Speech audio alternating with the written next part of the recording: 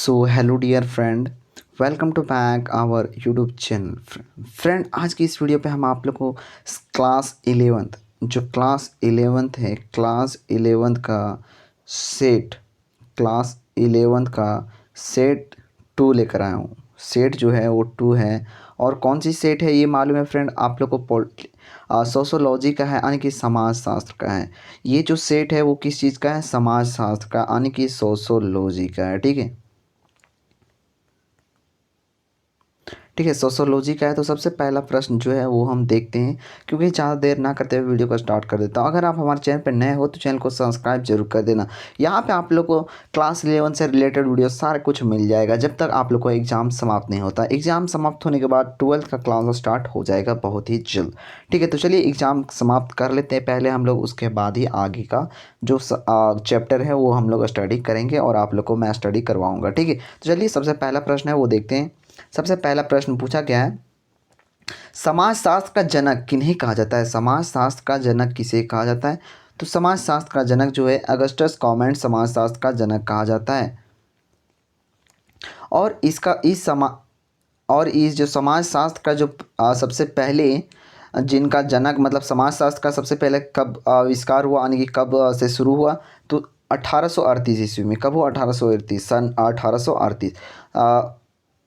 यहाँ पे तीसरा प्रश्न, अरे सॉरी फ्रेंड यार, दूसरा प्रश्न तो यहाँ पे गोल हो चुका है यार।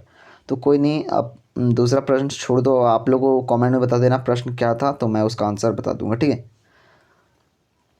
शायद ये दूसरा प्रश्न कुछ और था, तो ये मैंने कुछ और आंसर इसका आ चुका है। तो तीसरा प्रश्न देख लेते हैं। समाजशास्त्र की विज्ञान है किन्हें कहा, किसने कहा? समाजशास्त्र समाज एक विज्ञान है, तो इसे किसने कहा? तो इसे कहने वाले का नाम है वार्ड। वार्ड समाजशास्त्र को परिभाषित करते हुए कहा समाजशास्त्र समाज का विज्ञान है। किसने कहा? वार्ड ने कहा। वार्ड ने समाजशास्त्र को परिभाषित करते हुए कहा कि समाजशास्त्र समाज की क्या है? विज्ञान है। तीसरा प्रश्न देखते हैं। सामाजिक संघर्ष में आर्थिक कारकों को सर्वाधिक महत्व किसने दिया? क्लर मार्क्स ने। क्लर मार्क्स ने। चौथा प्रश्न है, कारखाना के मौलिक और मजदूर का संबंध कैसा होता है? परस्पर लाभ पर आधारित। परस्पर लाभ पर आधारित। ओके, पांचवा प्रश्न देखते हैं। पांचवा पूछा गया, भारतीय सामाजिक व्यवस्था का महत्वपूर्ण पहलू क्या है? तो जाति व्यवस्था। कौन सी पहलू है? जाति व्यवस्था है। छठा प्रश्न देखते हैं। शिक्षा ग्रहण करने वाले और शिक्षा देने वाले एक दूसरे से दूर होते हैं, या कौन सी शिक्षा है? जो शिक्षा देता है और जो शिक्षा ग्रहण करता है उसमें से एक दूसरे में क्या होती है? दूरी होती है। तो यह कौन सी शिक्षा है? दूरी स्थ शिक्षण प्रणाली। दूरी स्थ शिक्षा प्रणाली। सातवां प्रश्न पूछा गया है, एक जगह पर आमने सामने खड़ा व्यक्ति किस समूह की विशेषता है? एक जगह पर आमने सामने खड़ा व्यक्ति किस समूह का विशेषता है? तो किस समूह का है? यह एक प्राथमिक समूह की विशेषता है। या किस समूह का है? प्राथमिक समूह। ये जो है वो किस समूह का है? प्राथमिक समूह। अब नेक्स्ट प्रश्न पूछा गया है, सामाजिक स्तरीकरण क्या है? सामाजिक स्तरीकरण क्या है? तो उसके बारे में हम जानेंगे। तो सामाजिक स्तरीकरण जो है, सामाजिक अस्थिकरण एक सार्वभौमिक व्यवस्था है या प्रत्येक समाज में किसी न किसी रूप में पाया जाता है। ये जो सामाजिक अस्थिकरण है वो प्रत्येक समाज में पाया जाता है अलग अलग रूपों से। ठीक है, अति प्राचीन समाज हो या सरल समाज, अति वन जातीय समाज हो या आधुनिक समाज, सामाजिक स्तरीकरण का रूप देखने को मिलता है। यहाँ तक कि समाजवादी समाजों में भी यह व्यवस्था देखी जाती है। प्रास्पर ने सामाजिक अस्थिकरण को परिभाषित करते हुए कहा, सामाजिक अस्थिकरण से अभिप्राय किसी सामाजिक व्यवस्था में व्यक्तियों का ऊंचे और नीचे के पदक्रम में विभाजन है। इस परिभाषा से यह स्पष्ट की है सामाजिक अस्थिकरण समाज के उच्च तथा निम्न वर्ग को में विभाजन की एक व्यवस्था है। ठीक है, आप देखते हैं नेक्स्ट प्रश्न। सॉरी फ्रेंड, थोड़ी सी खांसी हो गई कल ही से। संयुक्त परिवार का अर्थ बताएं। संयुक्त परिवार का क्या बताना? अर्थ बताना है। संयुक्त परिवार वह एक समूह है जिसमें माता पिता, पति पत्नी, भाई बहन, पुत्र पुत्री आदि रहते हैं। संयुक्त परिवार किसे कहते हैं? जिसमें माता पिता, पति पत्नी, भाई बहन और पुत्र पुत्री रहते हैं उसे क्या कहते हैं? संयुक्त परिवार कहते हैं। विरोध पुरुष ही परिवार का मुखिया होता है। पुरुष क्या होता है? वहाँ का क्या होता है? मुखिया होता है। संयुक्त परिवार के सभी सदस्य एक ही मकान एक साथ रहते हैं। जो संयुक्त परिवार के लोग होते हैं, समूह होते हैं, वो कहाँ पे रहते हैं? एक ही मकान में रहते हैं तथा सभी का भोजन एक रसोई घर में बनता है। सभी का कहाँ भोजन बनता है? एक ही रसोई घर में बनता है। अब 10वां प्रश्न देखते हैं। 10वां प्रश्न पूछा गया है, परिस्थिति की तथा भूमिका से आप क्या समझते हैं? परिस्थिति एवं भूमिका में सदैव भेद किया जाता है। परिस्थिति एक समाजशास्त्रीय अवधारणा है या सामाजिक सांस्कृतिक तथा तथ्य है, जबकि भूमिका सामाजिक मानव विज्ञान का विशेष एवं संघटन है। विभिन्न प्रकार की भूमिकाओं का निर्वाह विभिन्न व्यक्तियों द्वारा अलग अलग प्रकार से किया जाता है। किस प्रकार से किया जाता है? अलग अलग प्रकार से किया जाता है। अब नेक्स्ट जो प्रश्न है वो काफ़ी ज़्यादा इम्पोर्टेंट है, आप लोग देख लेना, ये शायद एग्जाम में पूछा भी जा सकता है। संयुक्त परिवार की 4 विशेषताओं का उल्लेख करना है। क्या करना है? संयुक्त परिवार के चार क्या करना है? विशेषताओं का उल्लेख करना है। संयुक्त परिवार की निम्न विशेषताएं हैं, ये आप लोग को जरूर लिखना है। इसमें से ही आप लोग को 1 नंबर दे देने को मिल जाता है। तो पहला देखते हैं, 2 या 2 से अधिक सॉरी 2 या 2 से अधिक प्राथमिक परिवारों का संग्रह। 2 या 2 से अधिक जब प्राथमिक परिवार का संग्रह हो तो उसी हुआ क्या है? संयुक्त परिवार के अंतर्गत आता है। दूसरा, समान निवासी, संयुक्त संपत्ति, संयुक्त भोजन, मुखिया का नियंत्रण, समान भरपर पोषण। भरपर क्या है? पोषण है। सॉरी। 7वां जो पूछा गया है, 7वां है पारस्परिक अधिकार एवं कर्तव्य। ठीक है। अब 12वां प्रश्न देखते हैं, एक एक परिवार पर संक्षेप टिप्पणी लिखें। एक एक परिवार पर क्या लिखना है? संक्षेप टिप्पणी लिखना है। तो देखते हैं, आज अधिकतर भारतीय परिवार एकल परिवार के स्वरूप बन चुके हैं। जो आज के समय में भारतीय परिवार है, जो भारत में परिवार हैं ज़्यादातर, वो क्या है? एकल परिवार देखने को मिलता है, जिनमें माता पिता और उनके अभिवेत्री पुत्र पुत्रियां ही साथ रहते हैं। जिनके क्या है? माता पिता और उनके पुत्र पुत्री ही साथ रहते हैं। भारत में परिवार का आशा संयुक्त परिवार ही माना जाता है। भारत में सबसे ज़्यादा संयुक्त परिवार ही माना जाता है। और देखते हैं आगे, मॉक्समुलर का कहना है कि भारत में परिवार का आशा संयुक्त परिवार से है, जिनमें 2 या 2 से अधिक रक्त संबंधी परिवार एक साथ रहते हैं। यानी कि यहाँ पे जो संयुक्त परिवार में है, 2 या 2 से अधिक रक्त संबंधी परिवार तो एक साथ रहते हैं। यानी कि जैसे कि 2 या 2 से अधिक रक्त संबंधी परिवार होते हैं। मानी कि जैसे कि पिता माता और उसके बच्चे, 2 या 2 से अधिक ही लोग रहते हैं। 21वीं सदी के शुरुआती दौर में ही हमारे देश से संयुक्त परिवार प्रणाली का हर्ष होना शुरू हो गया। बड़े परिवार तेजी से टूटकर एकीकृत परिवार का रूप लेने लगे। एकल परिवार को आदर्श परिवार मानते थे। जय फिल्मी के टूटने के अनेक कारण हैं, जिनकी चर्चा आज हम यहाँ करेंगे। आज हम यहाँ पे करेंगे।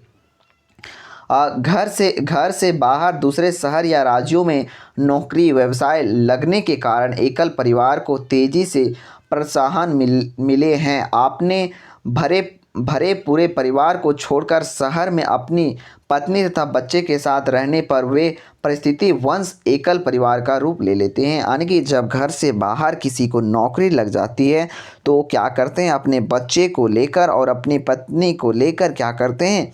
घर से बाहर चले जाते हैं। जहाँ पे उनकी जॉब होती है तो वहाँ पे चले जाते हैं, जिसके कारण ज़्यादातर भारत में क्या होती है? एकल परिवार को देखने को मिलता है, जिनकी मुख्य वजह गांव में रोजगार के अवसरों की कमी है। यानी कि गांव में क्या किसके कारण से होता है? गांव में रोजगार नहीं होने के कारण से। ये गांव में रोजगार नहीं होने के कारण से आजीविक के लिए अपने घरों को छोड़कर लोगों को बाहर निकलना पड़ रहा है। घरों को छोड़कर क्या कर रहा है? शहर की ओर जाना पड़ रहा है, क्योंकि उनके गांव में क्या है? रोजगार की सुविधा नहीं है। तेजी से टूटते संयुक्त परिवार और एकल परिवार को बढ़ावा मिलने का दूसरा बड़ा कारण आज के यूथ को संकरण सोच भी जिम्मेदार है। शादी के बाद पति पत्नी को घर में अन्य लोगों से प्रॉब्लम होनी आरंभ हो जाती है। घर में जब किसी की विवाह हो जाती है तो उसके पति और पत्नी को घर में अन्य लोगों से क्या हो जाती है? प्रॉब्लम हो जाती है। माता पिता या बड़े की बात उन्हें अपने जीवन में स्वतंत्र की सीमाएं लांघने लगती है। यानी कि जो उनसे बड़े होते हैं उनकी क्या होती है? जो स्वतंत्र होती है उनको क्या करते हैं? वो लोग लांघने लगते हैं। उन्हें लगता है वे बड़े घर में जाकर मनचाहे कपड़े, मनचाहा काम और खुलकर रोमांस नहीं कर पाते। यानी कि बड़ा घर होने के कारण से वह क्या करते हैं? मनचाहे कपड़े, मनचाहे काम और खुलकर रोमांस नहीं कर पाते हैं। इस तरह की समीकरण विचारों से प्रेरित होकर वे माता पिता से अलग हो जाते हैं। वे इस प्रकार के काम से क्या हो जाते हैं? माता पिता से क्या हो जाते हैं? अलग हो जाते हैं और एक नए एकल परिवार का जन्म विचारों की अतिरिक्त से जन्म ले लेता है। इसी कारण से क्या होता है? एकल परिवार का जन्म लेता है। आमतौर पर बड़े आकार के परिवार होने के कारण घर में लड़ाई झगड़ा आम बात है। बड़ा परिवार होने के कारण बच्चों में बड़े में छोटी मोटी बात पर कहा सुनी हो जाती है। यानी कि जब पता ही है, जब किसी के परिवार क्या होता है? बड़ा होता है, तो वहाँ पे क्या होता है? छोटी मोटी लड़ाई झगड़े होते रहते हैं, कहा सुनी हो जाती है। ठीक है। जिन्हें अपने अपने बच्चों के माँ बाप का पक्ष लेने से बात का झगड़ा बन जाते हैं। कई बार इस तरह की आपसी लाहक एकल परिवार के जन्म की विशेष भूमिका कर देते हैं। क्योंकि आपसी जब झगड़ा होता है तो लोग क्या करते हैं? अलग अलग रहना पसंद करने लगते हैं। ओके। अब 13वां प्रश्न देखते हैं। स्थानांतरित खेती से आप क्या समझते हैं? स्थानांतरित खेती से आप क्या समझते हैं? एक क्लास जो है, हम लोगों को क्लास टेंथ का जब हम लोग हिस्ट्री बुक पढ़े थे तो उसमें से क्या दिया हुआ था ये। ठीक है। और यहाँ पे हम लोग हिस्ट्री में आप लोगों ने तैयारी किया होगा ज़रूर से आप लोगों स्कूल में। ठीक है। तो चलिए, नहीं जानते हो तो मैं आप लोग के लिए ही लेकर आया हूँ। स्थानांतरित खेती से आप क्या समझते हैं? स्थानांतरित खेती में जंगल के पेड़ों को काटकर उन्हें एक स्थान पर एकत्रित कर जला दिया जाता है। जंगल में क्या किया जाता है? जंगल के लकड़ी को, पेड़ पौधों को काट कर क्या करता है? एक स्थान पर एकत्रित किया जाता है, यानी कि जमा किया जाता है और उसे क्या किया जाता है? जला दिया जाता है। फिर राख की खेती करने योग्य जमीन पर बिछा दिया जाता है। यानी कि जिस जगह पे क्या करना है? खेती करना है, उस जगह पे क्या कर देते हैं? बिछा देते हैं उसे। इनमें बीज को बो दिया जाता है। इनमें क्या किया जाता है? बीज को बो दिया जाता है। यानी कि जो हमारा बीज होती है, यानी कि दाना होती है, उस दाने को क्या करते हैं? बो देते हैं। बारिश होने पर बीज उग जाते हैं। जब बारिश होती है तो उस जगह पे क्या होते हैं? बीज उग जाते हैं। जब 1-2 वर्ष के बाद उस स्थान की भूमि की उर्वरक शक्ति समाप्त हो जाती है, जब 1-2 वर्ष यानी 1-2 साल बाद उस स्थान की उर्वरक शक्ति कम हो जाती है या समाप्त हो जाती है तो क्या करते हैं? स्थान परिवर्तन करके दूसरे स्थान पर इसी प्रकार की खेती की जाती है। फिर से क्या करते हैं? इसी प्रकार के दूसरे स्थान पर जाके खेती करना शुरू करते हैं। इसलिए इसे स्थानांतरित खेती कहा जाता है। इस प्रकार की खेती में मोटा अनाज, जौ, बाजरा, मटर, चना आदि उत्पन्न हो जा पाती है।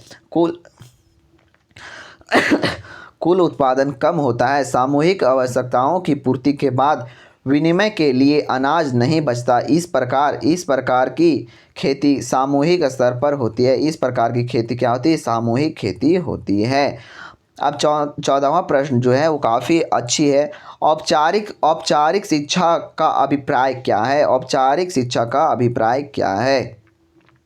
औपचारिक शिक्षा वह है जो व्यक्ति को निश्चित अवधियों और निश्चित योजना के अनुसार दी जाती है। यह कुछ विशेष संस्थाओं, स्कूल, कॉलेज तथा विश्वविद्यालय के माध्यम से दी जाती है। यह प्राय 3 वर्ष की आयु से प्रारंभ होती है और पर्याप्त 25 वर्ष की आयु तक चलता रहता है। इस शिक्षा के मूल्य तत्व शिक्षक तथा शिक्षण प्रणाली माने जाते हैं। या प्रयास वंशानुयुक्त मुख्य होता है।